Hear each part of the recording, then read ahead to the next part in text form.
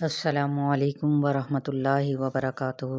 رب اشرح لی صدری ویسر لی امری واحلل عقدۃ من لسانی یفقہوا قولی۔ پارہ نمبر 14 سورہ الحجر آیت نمبر 51 سے۔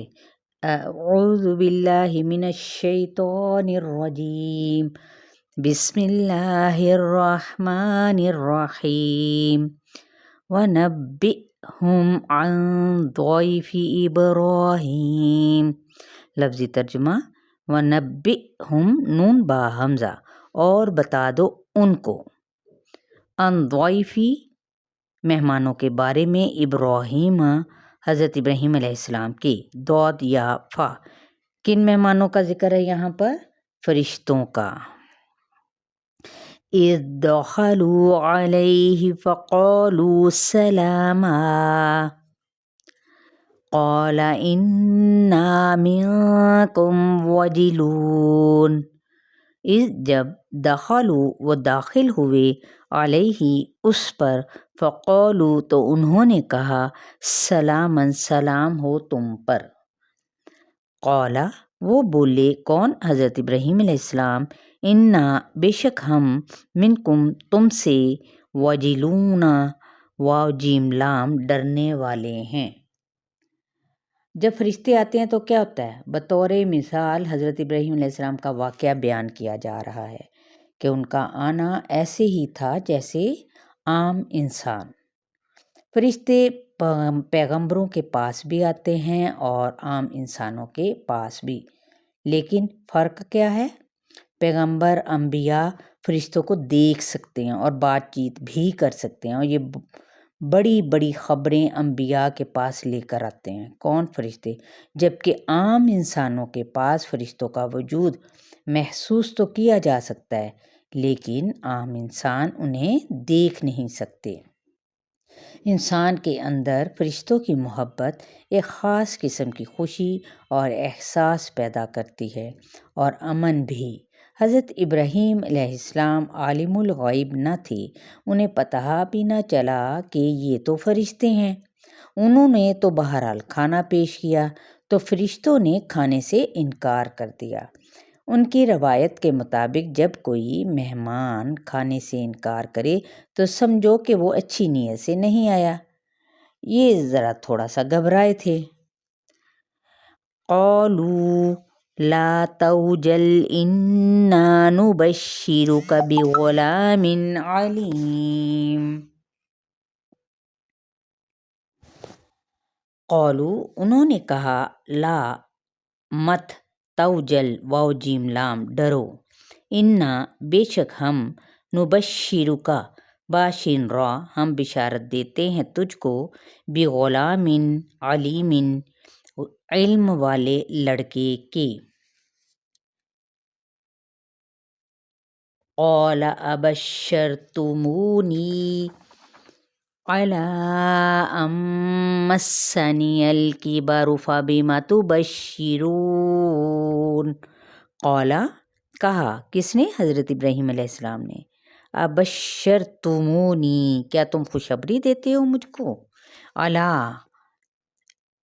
ان مسنیہ باوجود اس بات کے کہ پہنچا مجھ کو، مسنیہ کا روٹ ورڈ ہے میم سین سین، الکبرو بڑھاپا، فبما پس ساتھ کس چیز کے، تبشرون باشین را تم خوشخبری دیتے ہو۔ سورہ ہود میں یہ خوشخبری حضرت ابراہیم علیہ السلام کو نہیں بلکہ حضرت سارہ کو ملی، جبکہ یہاں حضرت ابراہیم علیہ السلام کو دی جا رہی ہے۔ اس بات میں کوئی کنٹراڈکشن، اختلاف نہیں۔ دراصل یہ دونوں ہی گھر میں موجود تھے، بلکہ واقعے کی مختلف جزئیات کا ذکر مختلف طرح سے کیا جا رہا ہے۔ انہوں نے کہا کہ میں تو بوڑھا ہو چکا ہوں جبکہ بیوی بانجھ ہے اور مجھے یہ خبر مل رہی ہے۔ تو فرشتوں نے کہا، تم مایوس نہ ہو۔ قالوا بشرناک بالحق فلا تکن من القانطین۔ قالوا انہوں نے کہا، بشرناک خوشخبری دیتے ہیں ہم تجھ کو، بالحق ساتھ حق کے، فلا پسنا تکن تم ہو من القانطین قاف نون تو مایوس ہونے والوں میں سے، کیونکہ اللہ ہر بات پر قادر ہے اور ایمان والے کو کبھی بھی کسی حال میں بھی مایوس ہرگز نہیں ہونا چاہیے۔ قال ومن یقنط من رحمت ربہ الا الضالون۔ قال ابراہیم علیہ السلام نے کہا، ومن اور کون، یقنط قاف نون تا مایوس ہو سکتا ہے، من رحمتی رحمت سے، ربی اپنے رب کی، الا الضالون ضاد لام لام مگر وہ جو بھٹکے ہوئے ہوں، یعنی سوائے گمراہوں کے۔ اب یہاں پر اہم بات ہے کہ مایوسی مومن کی شان نہیں، اور مایوس ہونا کس چیز کی علامت ہے؟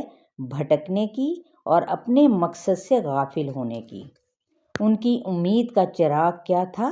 توکل اور ایمان پر ان کا امید کا جو چراغ تھا وہ جلتا ہے۔ سبحان اللہ۔ قال فما خطبكم ایھا المرسلون۔ قال کہا، فما تو کیا، خطبکم خطابہ معاملہ ہے تمہارا، ایھا المرسلون راسین لام اے بھیجے ہو، یعنی کون؟ اے فرشتو۔ اب یہاں پر مقصد کیا ہے تمہارا، وہ پوچھ رہے تھے۔ اصل میں ان کی گفتگو سے نا حضرت ابراہیم علیہ السلام نے اندازہ لگایا کہ یہ صرف اولاد کی بشارت دینے نہیں آئے، یہ کام تو ایک فرشتہ بھی کر سکتا تھا۔ حالات سے تو پتہ یہی چلتا ہے کہ کوئی اور بات بھی ہے۔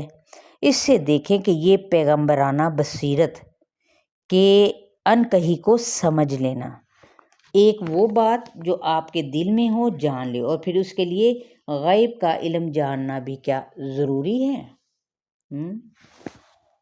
تو یہ ساری جو باتیں ہیں ایک نبی کی، یعنی حضرت ابراہیم علیہ السلام کی، جو کہ فلسطین میں رہتے تھے، اور حضرت لوط علیہ السلام بحر مردار کے قریب، دونوں علاقے قریبی تھے، اس لیے فرشتوں نے دونوں کام اکٹھے کیے، خوشخبری دینا بھی اور ساتھ ہی عذاب بھی۔